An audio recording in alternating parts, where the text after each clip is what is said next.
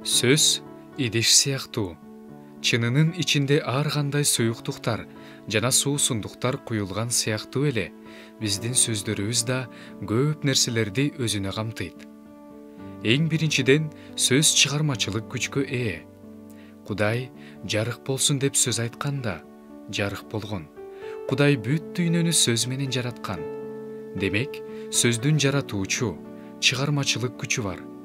Ыйык китепте Кудай ойлогон жана жарык пайда болгон деп айтылбайт. Кудай сөз менен жарык болсун деп айтты. Ошентип, ыйык китептин биринчи беттеринен эле жаңы бир нерсени кантип жараталарыбызды үйрөнө алабыз. Оозуңуздагы сөздөр өзүңүздүн жашооңузга, жакыныңыздын, сүйгөн адамдарыңыздын жашоосуна, шаарыңызга жана бүткүл дүйнөгө карата чыгармачылык күчкө толгон. Оозуңуз менен жаныбыздын душманы болгон шайтандын мизин кайтара аласыз.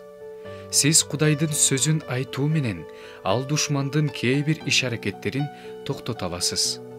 Жакшы кабарлардан биз шайтандын Ыйса менен сүйлөшкөнү тууралуу окуйбуз. Ыйсага жооп берип, ыйык жазуудан үзүндүлөрдү келтирди. Араңардан кимдир бирөө сөздү колдонуп, шайтанга каршы туруштук берип көрдү беле?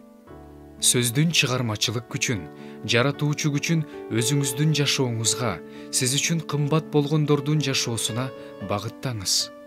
Бирок сиз өзүңүздү жана келечегиңизди кыйратуучу терс сөздөрдү да айтышыңыз мүмкүн. Келечек жөнүндө сөз кылганда этият болуңуз. Кудай калтырган убадаларын жарыялап, сөз менен айтыңыз. Накыл сөздөрдө мындай деп жазылган: көп сүйлөгөн адам күнөөгө батпай койбойт. Тилин тыйган адам акылдуу адам. Демек, эмне сүйлөштү, качан сүйлөштү билсеңиз, сөзүңүздү башкара билсеңиз, сиз көп көйгөйлөрдүн алдын аласыз. Терс таасирин тийгизе турган сөздөрдөн качыңыз. Жана бат алып келе турган гана, тирилте турган гана сөздөрдү курал кылып алыңыз.